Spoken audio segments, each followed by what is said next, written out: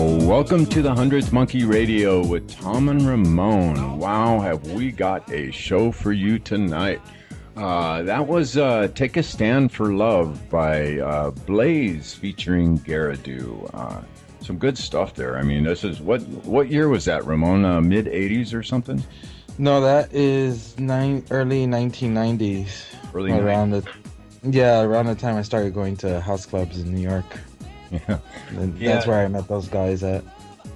Yeah, there's so many jewels out there in the music area that that just don't get heard by people, and it's just absolutely some amazing people out there creating some fantastic art. And yeah, I like finding those little gems. So we are recording this on February 20th/21st for some of us. We are spanning the globe tonight. We have 4 continents on the show. We have Australia, Asia, Europe, and the Americas. So, wow. I mean, the technology today. How about that, Ramon? What about Antarctica? They never got back to us? No, they haven't got back to us. You know, that one phone number we got didn't really go through. You know, we for you guys out there, I don't know, maybe a few of you remember, but Ramon and I were trying to get a hold of that observatory or science lab that they've got down there. What was the name of that place? Something station? I can't remember, but nobody picked up the phone. Yeah, nobody would answer. But it's funny because it's only 5 digits long. Mm. It's not even 7 or 8 like some countries. Where there's only 9 phones there though, right? Yeah. So anyways, guys, this is kind of the counterpoint to the Divine Feminine / Masculine show that we did with the men here last month. Where we had Dr. Dream, Perry Mills, and Ron Holt on with us, and that was just such a fantastic show that immediately we had to set it up and get counterpoint on this and get the ladies' perspective.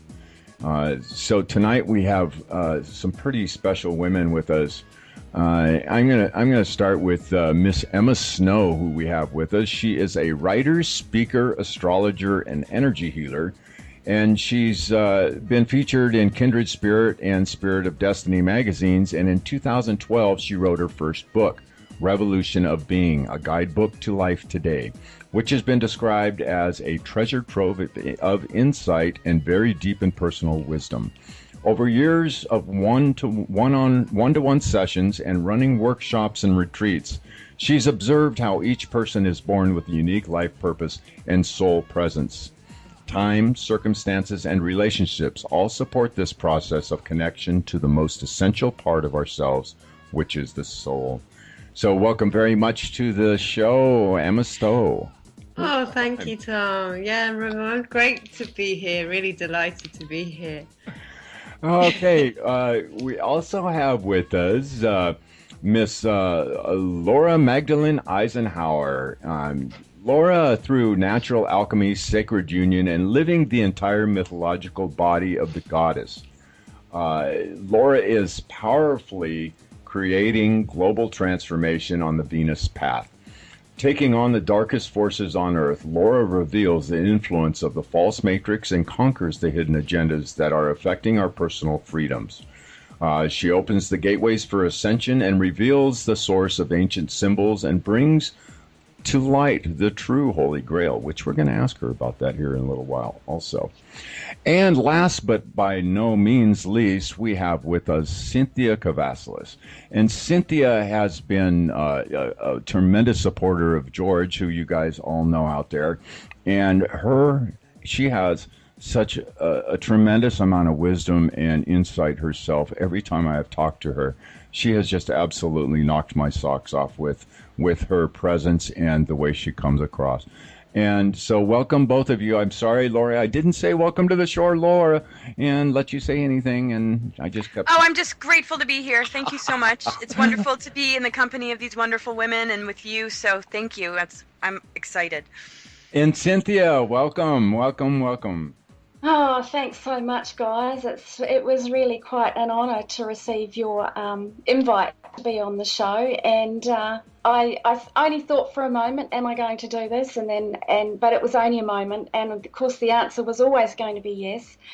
And and I just wanted to say hi to Laura. This You and I haven't actually spoken before, so this is a real treat for me because I've heard so much about you, and it's all good, I might say. Oh, good. And and Emma as well. And Em and I have had a few conversations and done a couple of interviews together. So this is a real treat. And so thanks, Tom and Ramon. It's really lovely to be here. Okay, ladies. So tonight, as we're chatting, I would like all three of you to feel free to jump in anytime you have a comment or would like to add something that you feel moved to do. So, don't wait for us to call you out. If you have something to say, by all means. Ramon, would you like to start this off with the questioning, or would you like me to go into it? Yeah, actually, if you don't mind, Tom, I would like to start off. Um, you know, let's start from the beginning. What is divine feminine, and what's the negative aspects? Because a lot of times, I see people mix the two up, and obviously they're very different. So what would you say is the true divine, and what is that ego part? Who wants to go first? There you go. Don't all stand back. Don't. Oh, I'm happy to go if that is okay with everybody. Laura. Well, I think we're in a world of duality, which likes to say, things are positive and negative, and it makes a lot of sense when we're dealing with abuse and geoengineering and all sorts of things that are basically assaulting the divine feminine and the goddess energy, the planetary body. But more on a personal level, I would say that the goddess has many, many aspects, both light and dark. And it's really important that we do not condemn or reject any part of who we are, because when we compartmentalize what the divine feminine means, then we're not really in our wholeness. And wholeness has to do with encompassing all aspects, retrieving all the shattered aspects, understanding that the darkness is the womb and the fertility, and going into that zone is where we find our power and perhaps some very dark aspects of the rageful goddess, the dark, lost, exiled parts of who we are that might at first feel, really intense. But when we integrate it into our light body and just our higher consciousness, we find that we're in that flow of creation, the regenerative flow of creation. The negative aspects would be what the programmings and projections are that aren't really true to what the divine feminine is, because to me, I don't believe the divine feminine has negative qualities, but a negative ego aspect of the program feminine. Of course, we see just the objectification of women and the seductress archetypes and how that is not used in integrity. But I would say the negative quality of the divine feminine, if she did have one, I would definitely say how women still hold on to victim energy, based on the past, based on patriarchy and all that's happened. And so it's going into the darkness and starting to be on that journey to retrieve all aspects into wholeness again, that we can turn that victim energy into the warrior and rise in our power and refuse to be controlled. And that's really what the return of the divine feminine is about. And a lot of people just like to say it's just love and light and fluffy and nurturing, but there's the Kali aspect, and it's tough love, and it's just fire, and it's protecting herself, and it's rising from, the depths below where, patriarchy has tried to suppress it. And it's so important we embrace that. But the projections and the programmings are very disruptive, and it doesn't really honor the essence of the feminine at all. In actual fact, it just enables the patriarchy. So that's what I'll say. So I really like the point that you brought out, that you said that you don't really see a negative aspect to it. And I'd like to let all the listeners out there know that just for the sake of being able to have some sort of descriptors in what we perceive from the third dimensional perspective as positive and negative, as good and bad, we will be using terms like the positive side or the negative side. And this is just from our general social perspective of what is right and wrong. Now, on a higher level, I 100% agree with Laura that there is no such thing as good and bad or right and wrong. It's all that those terms all have to do with perspective on what your certain perspective is on whether or not you term something is good or something is bad. But like I said, for the purposes of being able to describe this to you in a way that you'll be able to understand, we will be most likely be using those terms: good, bad, positive, negative. Yeah. Awesome. So, Yeah. I was gonna say something on that too. When I asked the question, I was thinking of a situation that I was I wouldn't say part of, but kind of saw, where there was this woman on the phone in New York City, and she's like screaming at either her boyfriend or her husband, and she's telling, saying every curse word in the book. And I was with this Japanese girl, and she's, from a society where women are really put down. And she was saying, "Oh, I want to be like her, a strong woman." And I was telling her, that's not necessarily strength, because I don't know that woman's situation in particular, but I've noticed women who consistently are attacking, a lot of them tend to attack everything they love. They just get into this attack mode, and for them, that's strength. And I personally don't see that as strength, where there is a part where that's necessary sometimes, but to be doing it all the time, I don't see that as strength. Like women think, if I start crying, then that's not strong. It's like, I don't see that as being true. So that's what I meant. Okay. All right. So, I suppose I'll direct this at Emma right now. And Emma, I'm looking back at our history, and I gotta believe that we haven't always been this off balance. That there has in our past been times where those masculine and feminine energies that we all have within us have existed within at least a more balanced state than what we are right now. I feel like we're completely off kilter right now. Through your experience and your research and your intuitions, would you share with us and our audience what you see as some of the catalysts in our history that have knocked us so far off balance? Well, I see, it is in our ancestral memory, this balance between the masculine and the feminine, because as far what I believe is that this balance is actually just an earthly expression of the celestial dynamic of creation. It's like the celestial vortex of creation is the balance between the masculine and the feminine. So, this is really biologically what gives rise to life, to biological life even. So we have it. We know what's right. And part of us is striving for this. On a soul level, we're longing for it, and we know it's a possibility. So, in a way, what we're experiencing and what we know could be is a little mismatched. But I think ancestrally, women have always been the keepers of this sacred wisdom through their emotional connection, through their heart connection. And I think there was a point where this was acknowledged and it was honoured, and there was possibly much better balance socially because of this. And men were there to uphold this wisdom that was contained by the feminine, and the feminine was supporting the masculine in its own way. So this has been this very connection, and it's natural and it's powerful, was distorted. Like a lot of the basic essential truths have been distorted for so many different reasons on highest reason is it's a process of fragmentation that's actually brought us back to this point right now where we can reclaim this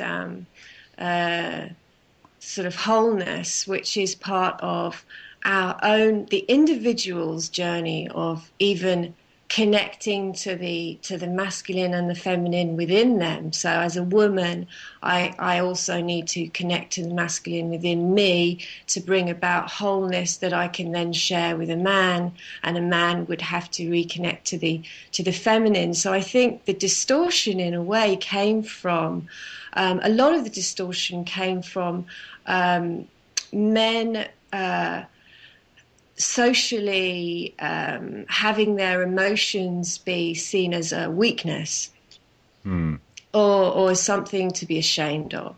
And that, in a way, cut their connection to their own feminine and to the feminine outside of them. So I feel that was one of the main distortions of our ability to relate. And that's why I feel a lot of the focus now is on men reconnecting to their hearts and to their emotions and understanding how to reconnect to that. So that's really one perspective on where the distortion started and why coming back to wholeness in this kind of balance is so important at this time. Yeah, thank you very much. So, Cynthia. Yeah. I'm just wondering. I would like to maybe pick your brain on what you see for. God, there's so many different energies and so many different things that are influencing that. Those primal aspects of the divine feminine and masculine within us, and as I look out at the world today, I see not just the men being so off balance with their feminine sides, but I also see the women out there off balance on their feminine side. That's so true. You can share on that aspect for me? Yeah, that's so true. I mean, I think the first thing that that I'd like to say is about the divine feminine and the divine masculine is that they exist inside of everyone, but it depends on what gender we've chosen for this incarnation as to what percentage of those energies do we express. And the primal aspects of those is that the very first two overriding archetypes that exist are the divine feminine and the divine masculine, and that in the purest form that they have, that they work together in a symphony. But it has become very distorted. There's been a lot of twisting of those energies, and it's come from so many levels and so many variations and so many lives that we've been through, and a lot of it has really been to undermine those overriding archetypes, through indoctrinations and what I'll say there is it's to drive the proverbial wedge between us, to stop our purest energies at their highest form from being reintegrated. But when it comes to women expressing the negative aspect of those twisted energies, it has a lot to do with the way that we've been treated by society and the way that we've had to devise some really cunning ways to look after ourselves, because it's only really been in about the last 100 years or so that it's actually been more safe to be a woman.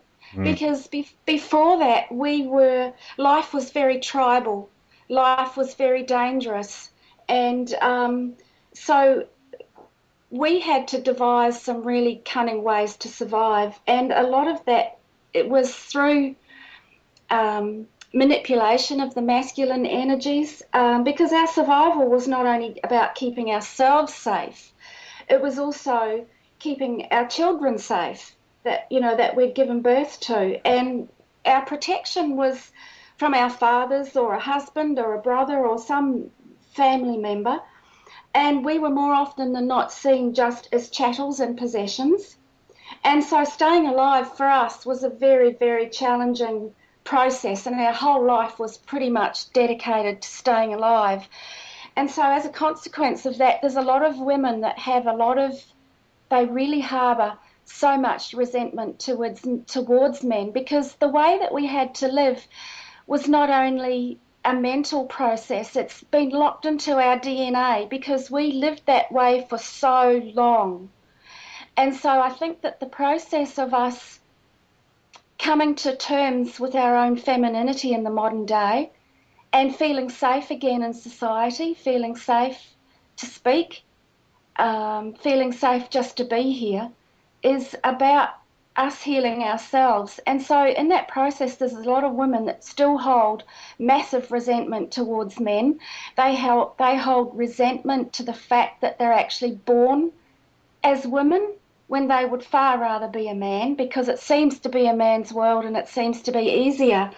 Because there's a lot of brainwashing that's gone on as well with the feminine through society, down through the millennia. So we've actually got quite a job, both of us, divine feminine and divine masculine.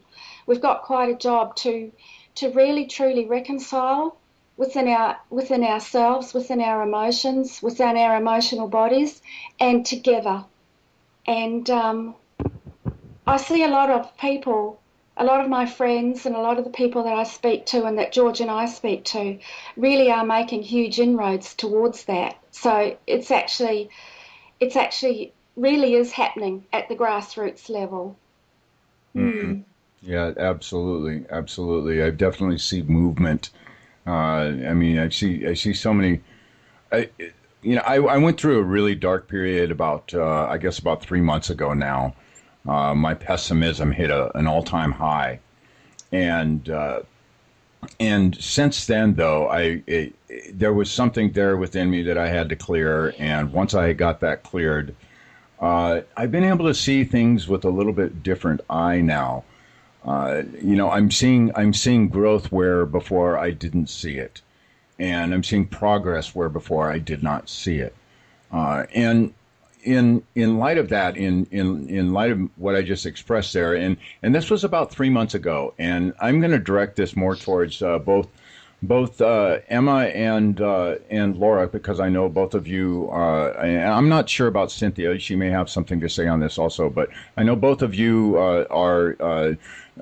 follow astrology quite closely, and I'm just curious if there's anything that within the astrology that kind of reflects shifts within the energies supporting the growth and the balancing of the two aspects of the masculine and the feminine. So Laura, how about you? Well, I would say Uranus is a big one, and also Pluto. Pluto's the planet of death, rebirth, and alchemy, and it takes us really deep into ourselves. And it's really what clears us, what helps us to release and let go. And then Uranus is all about upheavals and shocks and the things that open us up to universal truth. But very often with Uranus, it can be a less than comfortable experience, and it can really uproot a person and unground them at first until they start to tap into the wisdom. And so it's the sort of thing where a person's in shock, maybe a life change happened that they didn't exactly initiate on a conscious level, and they might feel like they don't know where they're going to go next. And the first period might feel like chaos. And similar with Pluto, when you're going through a plutonic journey, you can feel like you're dying, and it's just like forces beyond just like free will choices. It's experiences that are really from our higher self and from source and from agreements we made that influences us out of the blue when we're not initiating the changes ourselves. So it's sort of like a protection. The more personal planets we can work with, who we choose to love, how we think, what we believe. That's Mercury, and the heart, of course, Venus, and Mars, which is our self-will, and what are my needs, what are my wants. But then something like, Pluto and Uranus come along, and these are the major planets behind the shift that we're in, but they're in squared aspect, which is challenging aspect, which means that people are having a lot of rude awakenings and a lot of eye-opening experiences. For some, it feels liberating. For others, it feels crushing. It depends on your natal chart and what you're comfortable with, and if these larger planets, these outer planets, are next to your personal planets. I mean larger as in outer and slower moving. And so when we hit a Plutonic or Uranus experience, which we're going to be quite a bit for the next couple of years, it's taking us forward. I mean, it's huge leaps. But the thing is, when you're in a process of transformation, you can sort of get stuck midway through and not know how to emerge. If you don't have the tools, if you don't have the awareness, if you're constantly looking outside of yourself for answers or for help, you're sort of missing the wisdom that wants to be heard from your own inner voice and your own divine blueprint and your own just experience as a soul for many, many lifetimes. And that's what we're being asked to do. And the reason it gets so delayed is because people run from it, or they move into addiction and they just don't want to feel into it. It's just too much for them. Or the governments or religions and all the things in the media are sort of like the catch or the trap that people just kind of fall into when they're having those difficult times. But these planets are so powerful that you can't really get away with running away for very long, because that's all a part of the process. And then it just sort of puts you back in just that awakening and opening. And they're very different, because Pluto's very much more about the depths, but Uranus is really about the opening of consciousness and the acceptance of, greater, more universal truths that have nothing to do with programming. And Pluto will pull one into the depths where the way that one runs their power and energy in the world is free of the programmings. And with both of them sort of working together, this is really what's doing it. Uranus is the planet of extremes. It'll take us to the greatest lows and the greatest highs, but the reason it's the planet of the new paradigm in this shift that we're in is because we're being asked to find the middle ground, to hold internal balance in the face of all the outer ups and downs till we have a certain level of mastery. And in that process of mastery, we start to discover our inner masculine and feminine, and we start to realize that we can influence life from the inside out and not feel like we're at the mercy of everything getting thrown at us. And these are the big lessons. We'll feel like things are being thrown at us, but it's up to us to awaken and understand what we're made of and become more of a participant and more of a co-creator. And these planets don't stop until we have those revelations. Other, sort of planetary influences we can get away with a little bit more, but these are the ones that are helping us to wake up and to transform. They're alchemical, and Uranus is electric. People who have epilepsy and nervous system disorders are having a really hard time integrating that energy, or were born, having a tough time with that. But the light and the dark, it's like higher consciousness and the womb energy. It restores the balance of light and dark within ourselves, so that it's not about darkness being evil and light only being good. It's about understanding how the two flow together, which of course we learn from nature. So I would say those are the two big planets, because it'll just keep taking you for a ride until you find that treasure within. Or you get hit upside the head with that too much. Exactly. Emma, anything to add there? Yeah, well, that was fantastic, Laura. Oh, Great. It's I think like what Laura was saying, that the energies, the combined energies of Uranus and Pluto, which is really what is defining these years that we're in the middle of, really, is it's very it reveals the real. It reveals the way we are relating to life. And it's very raw, because there is nothing to hide behind with these planetary influences. Really, there isn't.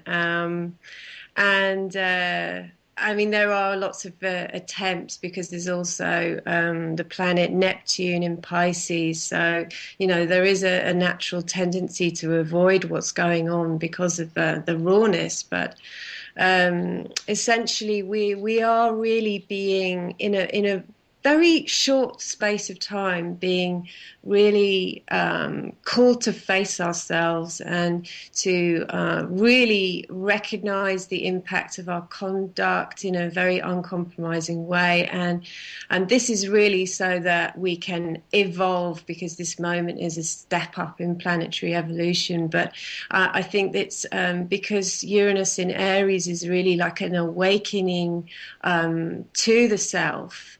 Because Aries is the sign of the self, but it's opposite the sign of Libra, which is the sign of relating. So because there are these just sudden and very powerful individual awakenings to the soul nature, and this really shifts the dynamic of relating, because when somebody, say, comes into a recognition of their own divine masculine or feminine nature, then their relationships are going to immediately shift, and perhaps the relationship that they're in may not be able to support this new person that they're becoming, or maybe not support the truth of their nature, or there's hundreds of reasons. But I think this personal awakening is really what's bringing about such great shifts in the relating area, because it's really an opportunity for us to recreate or have love be what is the bond between us, which hasn't necessarily been the case. Right. In general, we talk a lot about love between men and women, but true love is very different from codependency, which has been kind of a model, really, that has been called love. And so what is true love? And true love really starts with the self, and that is what Uranus in Aries is about. It's really, understanding how we relate to ourselves as the template of possibility that we can share with another, and even coming to understand ourselves as divine beings. So if we're a woman, coming to understand that we're our divine feminine nature and recognizing that as who we are, and that will have an immediate impact on our relationships with men and with everybody. So this shift is happening very rapidly. I mean, it's an opportunity. Some people are really reaching. Those who can are stepping into that, and many it's such a powerfully transformational experience that people feel so uprooted and unsettled by it that they can have problems engaging with it. But the potential of it, the true potential of it astrologically, is really how we replace love as the bonding force between us as men and women. Yeah, I like that. There's been and I asked this of the group of guys we had on here last month too. Excuse me. There's a kind of I think there's a little bit of a misconception out there, or misunderstanding out there with a lot of people that of what the divine masculine and the divine feminine actually are. There's people that have there's women out there that are just absolutely thrash men, and they're calling it, I've heard some call it, the divine masculine, when I see it more as the patriarchy. And I don't know, I guess, geez, I don't even have a question around this. I'm trying to figure out one as I'm talking. No, actually, Tom, you're hitting a really good point, which is... I knew I was. There's something important there, but... Which was what I was talking about when looking at the two different aspects, because as I was telling the story about the woman, screaming at her husband, that a lot of women will look at that as the divine feminine, and I just see more of the same thing. You know what I mean? So where the woman would go from, for example, she would go from the victim to the attacker. Right, right. Do you ladies understand what I mean? Or Yep. Yeah. Yeah. Yeah, well, it's what I was mentioning before, Ramon, is about the energies between the masculine and the feminine have been so twisted, and the purpose of that really was to undermine the connections that we have, the connection that we have, because we're supposed to be working together. We're supposed to be complementing each other. I mean, in our purest forms, working together in symphony, that's what we do. We respect each other. We have a lot of love and support for each other.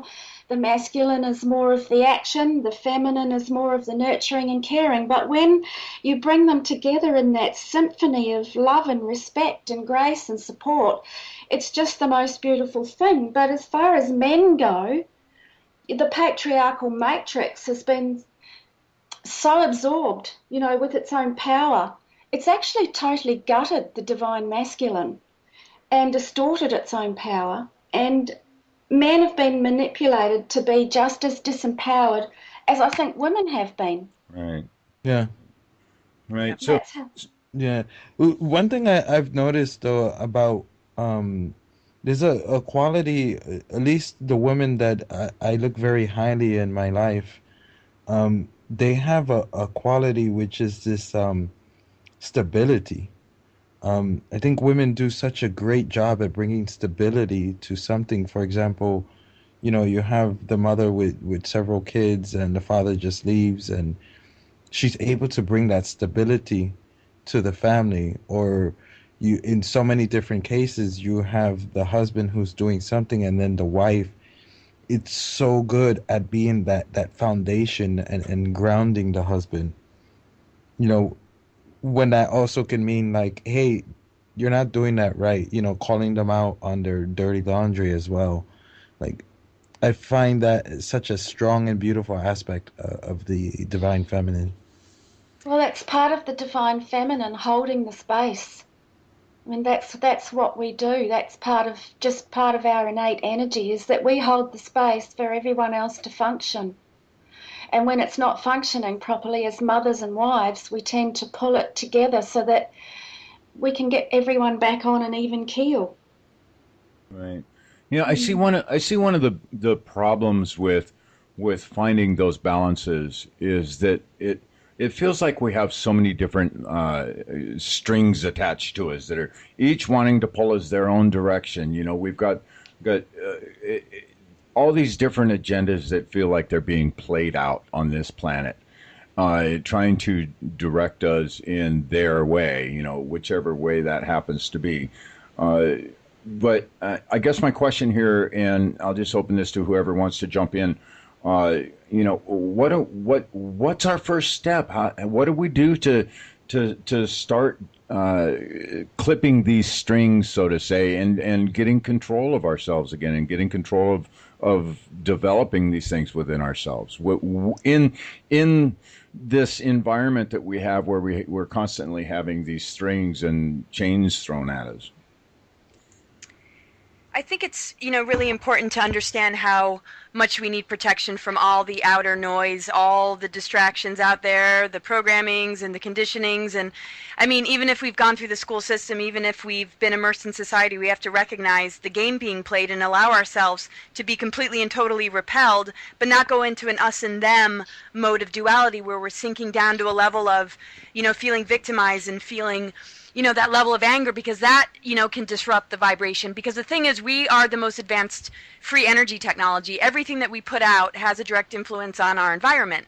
And so the manipulation cannot take our free will, but it can, cause us to want to give it away, because we are being played since the day we're born, really. And there's all sorts of things that are easy to be addicted to, and self-gratification, and all sorts of things that the lower senses, gravitate towards, and then it's rewarded. And so the same thing with behavior. And the patriarchal energy, even in the highest vibration of males, can still be an issue. And so it's about really taking your time, sort of like eating a meal real slow. When you're with people, notice the tone of your voice, notice your relationship with yourself, focus on your own self-love and cultivate that, before you're going to get involved in relationships and partnerships. And of course, we're never going to maybe feel that we have the totality of what that means, but self-awareness, knowing who we are, what our passions are, what we're working on healing if we're not all the way there yet, and then just being very authentic and genuine and real about it. And also noticing, who's in our life. Are they bringing our energy down? Do they respect us? Are they disempowering us? And then to, make the empowered choices to not have those beings in our life. And once a person is strong enough to know what works and what doesn't work, navigation is much easier. And so because we're allowed to choose who's in our life and who isn't in our life, the hard part is that we want to heal and transform. We don't want to just abandon and run away if we notice a patriarchal energy. And so for men and women, it's important to hold space for each other. Women are really good at being in guidance of the emotional body. Men tend to like to be more about the action. I look at the masculine and feminine together as the masculine sort of like the security guard to the temple, and the woman is, the nurturing, sensitive energy, which is the temple. And the sensitivity is not to be criticized, not to be seen as a weakness. It's how we know exactly what needs to be healed. And so men need to get in touch with that, but women also need to get in touch with their warrior side and what needs to protect them in order to have boundaries, because we're constantly birthing energy. So each individual, regardless of your gender, has to locate who's protecting your space, where's, your feminine energy, and to recognize that the two are in a dance together. The Christ consciousness, is so different than the patriarchal male. The patriarchal male is a bully. It wants to pick on what it considers to be the weakness of the feminine. It wants to dominate and control and belittle. The Christ consciousness is all about having a divine heart, having compassion, standing up for the feminine, and we have that within us. And so what it ends up being is the Mars energy, or the masculine energy, but in alignment with spirit. And so the feminine energy in us is, working on being in alignment with our own ego too. And so we all have that inner work to do. And when we're relating to each other, we need to walk away if it's not safe or healthy. And if we can't share what we need to express and the space isn't being held, to create that space and to, give it as much of a chance as possible until one realizes, okay, there's nothing left to be done. And then there needs to be education. There needs to be creating awareness, pointing out, whether it's on social media or writing articles and books, where these programmings have gotten the best of us, for those that wouldn't even know where the inner work even begins, and is just really out of sorts with what that means. And, to really start to open eyes and engage the deepest of conversations, and to be just absolutely real, because spirituality is not a path of perfection. The Fool card in the Tarot, the reason it's called the Fool card and it's the Zero card is because it has no problem falling down and getting back up again. It has no judgment towards the self. It knows it gets wiser, and it knows it has divine innocence. So we have to hold space for each other as far as our humanness, and not create massive expectations, but we have to walk each other into the greatness and divinity of what we're made of. And we need to hold each other's hands. We need to fall down together and back up again, get back up again, and learn to laugh and learn how to self-correct without shame and guilt, and just be supportive with one another.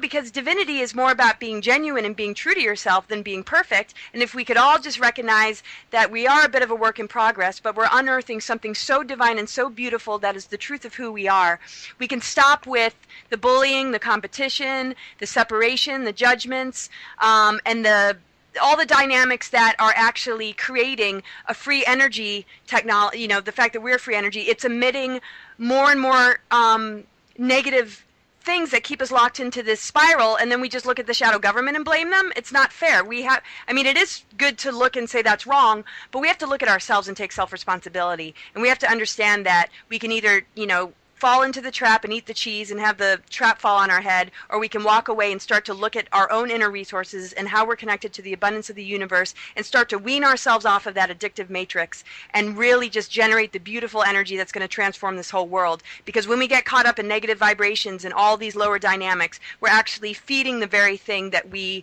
feel wronged by. Agreed.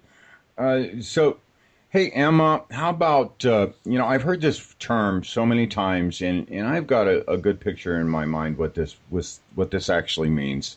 But uh, people talk about holding space or creating a space. What exactly do people mean by using those terms? How does somebody hold space or create a space? Mm. Well, really, that is holding a space for the truth to be revealed, and it is an art in itself. It sounds kind of passive, but it's something very feminine in a way, but it's having the awareness of what is trying to emerge in a space and consciously being present to support that emergence. So it's being conscious and aware that you're creating room for something to manifest.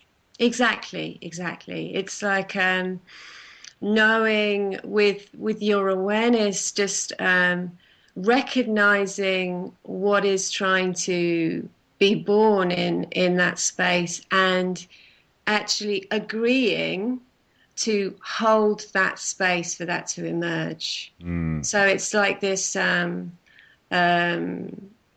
sort of deeper agreement with maybe whoever or whatever is trying to emerge in that space. It would be a little bit like a relationship with a child. Maybe a child's learning to walk, and maybe the child doesn't have any confidence, or you could see it with an adult who doesn't know how to speak, but maybe you would be able to listen in such a way to give that person confidence and to know, because you can recognize what really is the highest expression, and you can actually hold that space for that to emerge. And it's a very powerful form of energetic holding.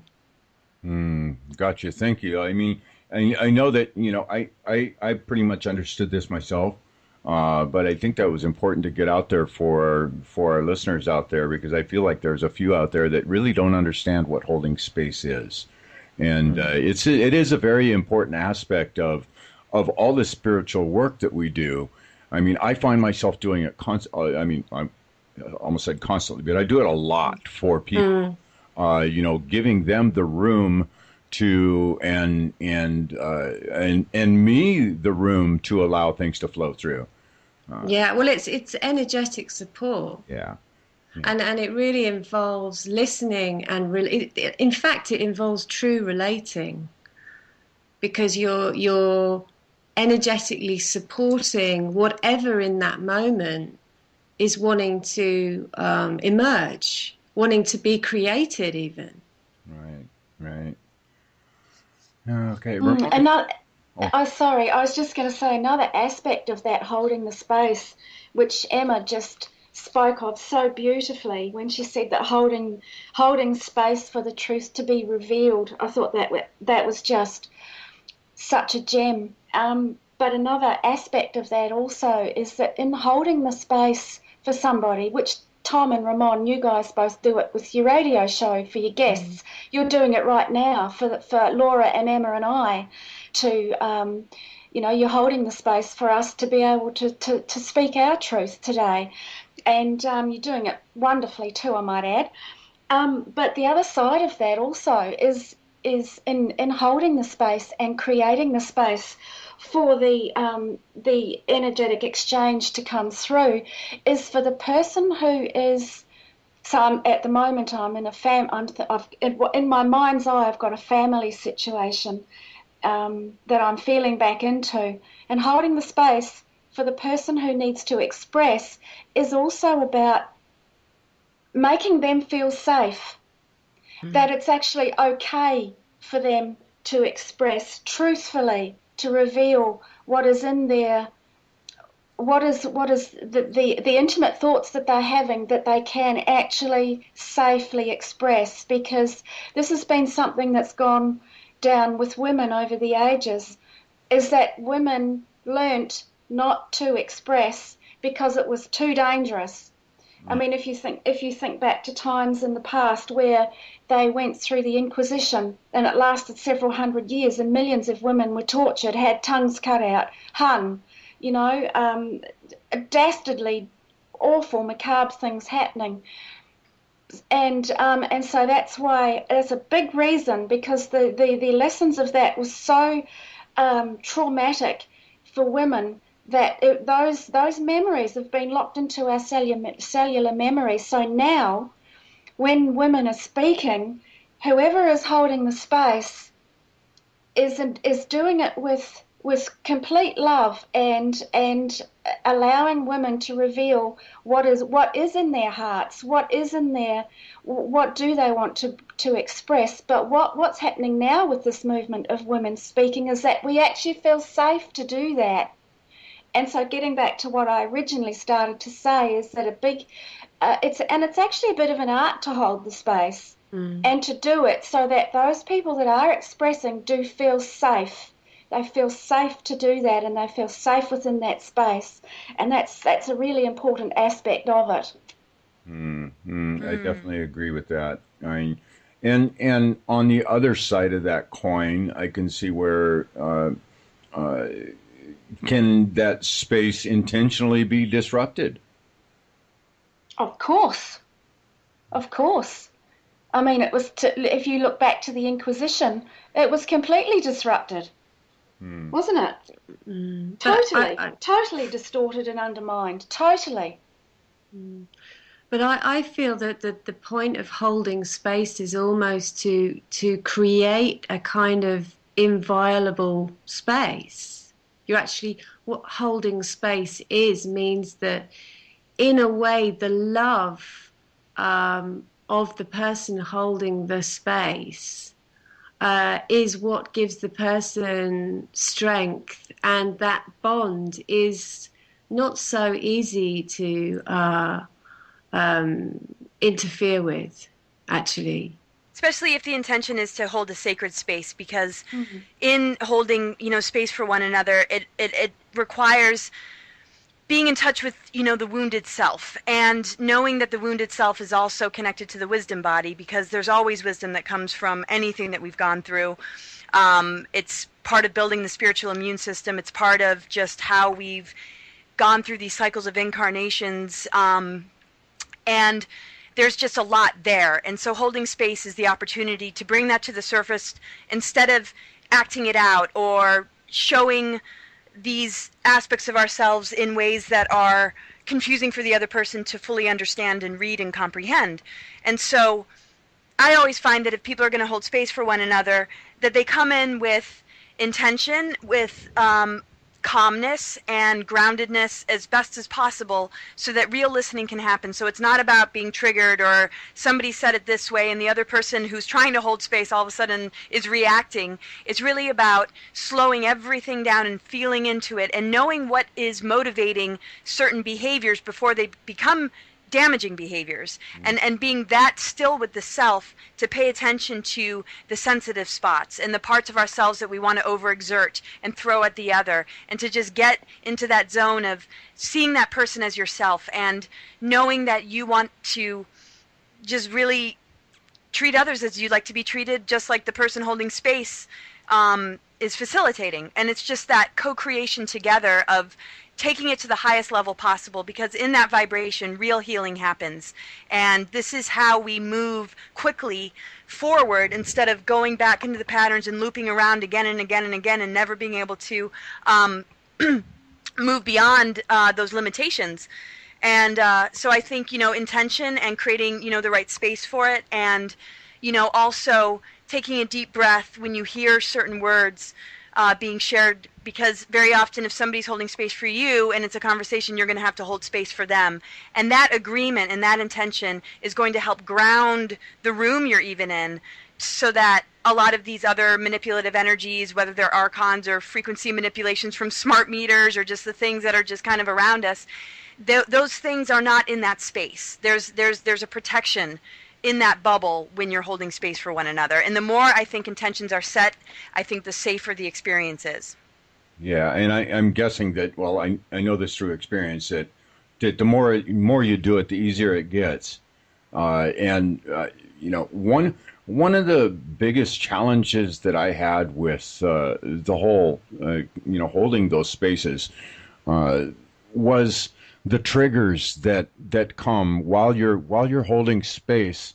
You know, your own personal triggers. I mean, we're all a work in progress, like we've said so many times.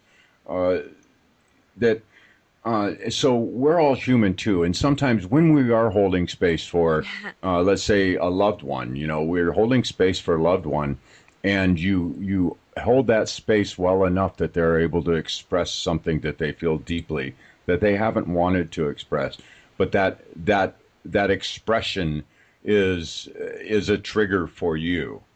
You know, it's a challenge. It is a huge challenge to hold back on that trigger, not pull it, right? And then I think it's important that you say, wow, that really just triggered me. Let me take a deep breath. Let me see where it's coming from. Is it coming from a wound, or are you making me feel like you're accusing me of something, or I've done something wrong? Because, you know, we do have an ego, and there's nothing wrong with it. The ego is a huge, important part of who we are. So we need to just sort of be in our higher self and hold space for our ego when we're in conversation and recognize as the observer, does that hurt? Does that trigger me?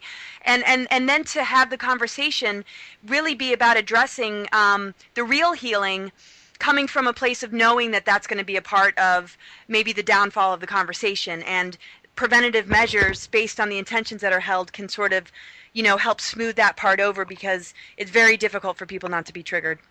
Wow, good stuff. That was awesome, Laura. Thank you so much. Oh, you're welcome. Oh, well, so if you guys can believe it or not, we have burned up the first hour. It feels like we just started. Boo. You know, in the second segment here, and you guys can chew on this while we take our break. I'd kind of like to get in on some of the cultural influences that you know we've had to face on this planet, and how they've you know affected the you know our views on the feminine and the masculine and those different aspects that those embody.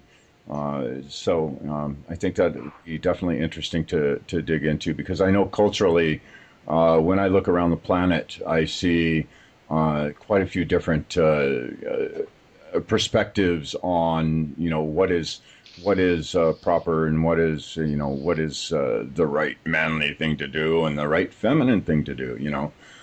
So and we'll dip that a little. Oh, also, one other thing I would like your ladies to chew on is what women do you see either throughout history or in modern time as very highly inspirational women?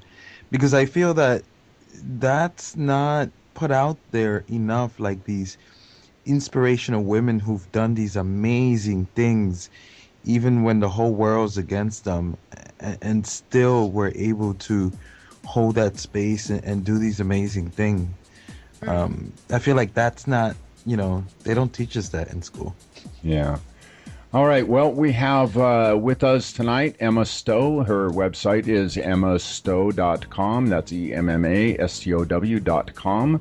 And we have Laura Magdalene Eisenhower. Her website is cosmicgaiasophia.com, cosmicgaiasophia.com. And we have Cynthia Kavassilas, our journey home, ourjourneyhome.com.au. And we're going to Take a Stand for Love. Is that who we said, Ramon? Yes. Take a Stand for Love, Blaze featuring Garidu taking us out. And we will see you guys in the second hour.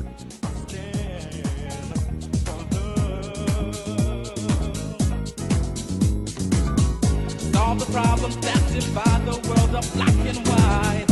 In the racism, you know we've got to fight, so we must turn.